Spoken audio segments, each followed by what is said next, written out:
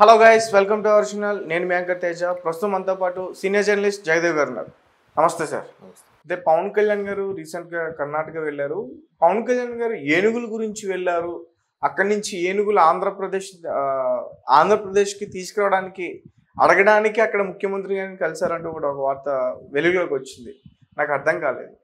So దాని గురించి నేను ఇంతకుముందే చూశానండి. పవన్ కళ్యాణ్ గారు ప్రెస్ మీట్ అని ఒక వీడియో వచ్చింది. తీరా కింద చూస్తే కన్నడం భాష ఉంది. ఇదేంటిది కన్నడం అంటే, సరే బెంగళూరు దగ్గర ప్రెస్ మీట్ పెట్టారు, దాని లైవ్ అన్నట్టుగా వచ్చింది క్లిక్. విషయం ఏంటంటే, పవన్ కళ్యాణ్ గారి దగ్గర ఇప్పుడు 5 శాఖలు ఉన్నాయి. గ్రామీణ అభివృద్ధి, ఉపాధికి సంబంధించి, అలాగే అటవీ కూడా ఉంది. సో అటవీ శాఖ మంత్రి ఈయనే కాబట్టి ప్రతిది కూడా శాఖ గురించి, శాఖలో ఉండే లోటుపాట్ల గురించి, శాఖకు సంబంధించిన హెచ్చుతగ్గుల గురించి, దీన్ని ఎలా ఓవర్కమ్ అవ్వాలి, దాని లోటుని ఎలా భర్తీ చేయాలి, ఇలాంటివి ప్రతిదీ ఆ ప్రిన్సిపల్ సెక్రటరీ ఉంటారు కదా డిపార్ట్మెంట్ సంబంధించి, ఆ సెక్రటరీని అడిగి తెలుసుకుంటున్నారు.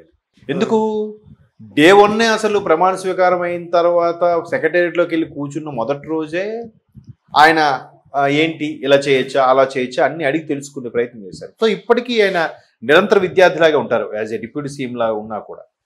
సో రాజకీయాలు కొత్త కాదు కానీ పదవి కొత్త కదా.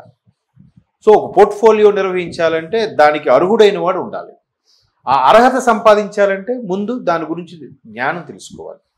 ఇప్పుడైనా అంటే ఆయన వెళ్ళే ప్రతిది కూడా చాలా రైట్ వేలో వెళ్తుంటాడు. అంటే మనల్ని వేలెత్తి చూపించేదానికి ఆస్కారం లేకుండా చేస్తూ ఉంటాడు. చాలామంది, అంటే దానికి ఒక ఎగ్జాంపుల్ చెప్తాను. చాలామంది ఎన్నికలకు రాగానే నేను ₹1 తీసుకుంటాను, లేదా రూపాయి కూడా తీసుకోను, ఆ జీతం తీసుకోను, ప్రజల సొమ్మిది అని చాలామంది స్టేట్మెంట్స్ ఇస్తారు. కానీ ఈయన దానికి భిన్నంగా నేను జీతం తీసుకుంటా, నాకు కావాలి. ఎందుకు? మా నాన్నగారు ఒక ప్రభుత్వ ఉద్యోగి. ప్రభుత్వ ఉద్యోగం చేయడం మా నాన్నగారు ఎంత రెస్పాన్సిబిలిటీగా ఉండేవారో, ఎంత అకౌంటబిలిటీ చూపించేవారో నాకు తెలుసు. సో నేను తిన్న ప్రతి రూపాయి కూడా ప్రజల నుంచి వచ్చింది. నాకు ఆ బాధ్యత, ఆ అకౌంటబిలిటీ ఉండాలి. నేను బాధ్యతగా ఉండాలి అంటే నేను జీతం తీసుకోవాలి. లేకపోతే నాకు ఎలా పని చేయకపోతే నాకు ఆ జీతం అరగదు. అంటే చూడండి, ఇంకో వెర్షన్లో చెప్తున్నాడు ఈయన.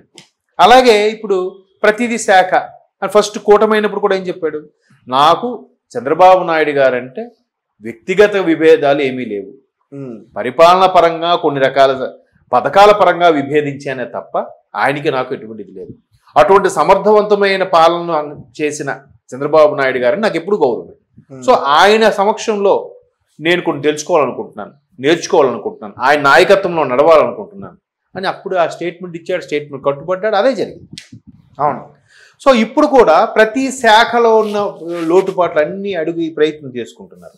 ఫలానా సమ్ ఎక్స్ శాఖ ఉంది, ఏంటి ఆ శాఖకు నీటిపారుదల, లేదంటే గ్రామీణాభివృద్ధి, ఆ అభివృద్ధి చేయాలంటే ఏం చేయాలి, గ్రామీణాభివృద్ధి మినిమం ఏంటి ఉండాల్సిందే, ఫస్ట్ హాస్పిటల్, స్కూల్, అవి కాకుండా ఎందుకు పెండింగ్లో ఉండిపోయిన రోజులు, దానికి ఎందుకు అక్కడ మౌలిక సదుపాయాలు కల్పించలేదు, ఇలా ప్రతిదీ అడిగి తెలుసుకుంటున్నాడు ఆయన ఒక విద్యార్థిలాగా. సో ఇక్కడ కూడా అడిగి తెలుసుకోవడం వల్ల మనకి ఎస్పెషల్లీ ఏదైతే శేషాచలం అడవులు ఉన్నాయో చిత్తూరుకు సంబంధించి, తిరుమల కొండలు, ఇవన్నీ కూడా శేషాచలం కొండలు అంటారు. సో అవి కానీ శ్రీశైలం దగ్గర ఉన్న అడవుల్లో కానీ ఆ చుట్టుపక్కల ప్రాంతాల్లో ఉండే కొన్ని రకాల పల్లెల్లోకి ఏనుగులు వచ్చి పంట నష్టం చేస్తుంటాయి. కొన్ని చిన్న గూడెములు అంటారు, గూడెములు అంటే చిన్న చిన్న పల్లెలు, గుడిసెలు వేసుకుని ఉంటారు. సో అట్లాంటి వాటికి వచ్చి ధ్వంసం చేసేడు గట్రా చేస్తుంది. ఇప్పుడు మనకు చాలా సినిమాలు కూడా చూపిస్తూ ఉంటారు. సో అటువంటి నేపథ్యంలో ఆ ఏనుగుల్ని తిప్పి కొట్టాలి అంటే కుంకే అనే కొన్ని ఏనుగులు ఉంటాయంట. ఇవి ఎట్లా ఉంటాయి, ఆ దంతాలు చాలా పెద్దవిగా ఉండి, చెవులు కూడా చేట్ల కన్నా పెద్దగా ఉంటాయి, దాని ఆకారం చాలా పెద్దగా ఉంటుంది, హెవీగా ఉంటుందంట. అసలు భూమి మీద నివసించే ప్రాణుల్లో అత్యంత బలమైంది, అది పెద్ద జీవి ప్రస్తుతం ఉన్న పరిస్థితుల్లో ఏనుగే కదా. అవును, నీటిలో అయితే మొసలి, భూమి మీద అయితే ఏనుగు అంటారు చాలా మంది. సో అంత బలమైన ఏనుగుడికి మనం చాలా సందర్భాల్లో వైల్డ్ లైఫ్ సంబంధించిన ఛానల్స్ మీరు ఏమైనా చూస్తే ఈ హిపోపోటమస్, నీటి ఏనుగు అంటారు, అటువంటివి, లేదా కొన్ని రకాల భయంకరమైన జంతువులకి వీళ్ళు వైల్డ్ లైఫ్ ఫోటోగ్రఫీలు షూట్ చేయాల్సినప్పుడు ఏనుగులను తీసుకొని మావటి వాడిని పెట్టుకొని వాడిని కూర్చొని వెళ్తారు, కూర్చొని. ఎస్, మావటి వాడితో పాటు వీళ్ళు కూడా ఉంటారు. అట్లా అంటే అంత భారీ ఆకారం చూసేసరికి ఏదైనా తలబడాలంటే కొంచెం భయపడుతుంది.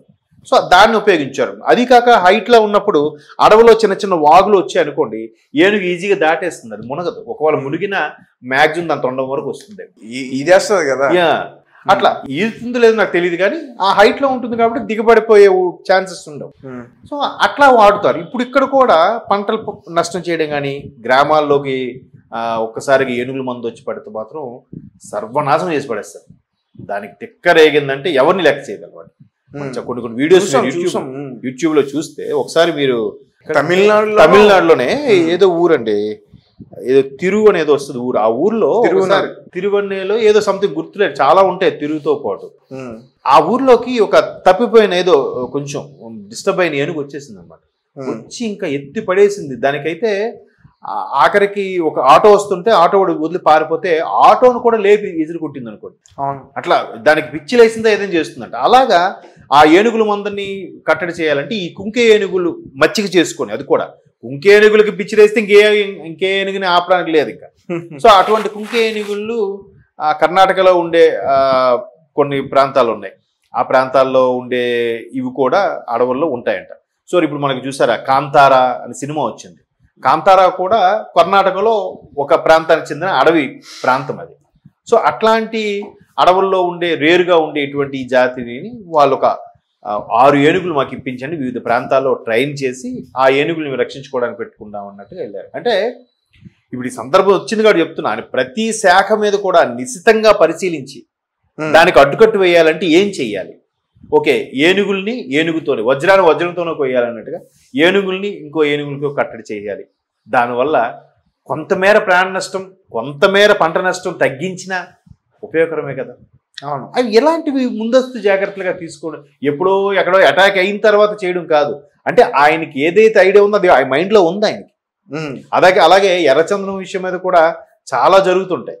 సో దాని మీద కూడా ఒక ప్రణాళిక రచించుకున్నాడు ఆయన. ఇప్పటికే అసెంబ్లీ సాక్షిగా మాట్లాడాడు, వేరే సభల్లో కూడా మాట్లాడిన సందర్భాలు ఉన్నాయి. ఒక్కొక్కటిగా అసలు దాన్ని తొంచాలంటే దాని మూలాలు ఎక్కడున్నాయి, దాని వేర్లు ఎక్కడున్నాయి, అక్కడి నుంచి సెర్చ్ చేసుకుంటూ వెళ్తున్నాడు ఆయన. అది మంచిదే. నాకు అన్నీ తెలుసు, అన్నీ అవుతున్నాయి, ఎంతసేపు మాకు తినడానికే సరిపోవట్లేదు, అక్కడ కబ్జాలు ఎక్కడ చేయడానికి సరిపోదు అనుకుంటే ఏది అవ్వదు. ఈయన అలాంటి వాడు కాదు కాబట్టి ప్రస్తుతానికి.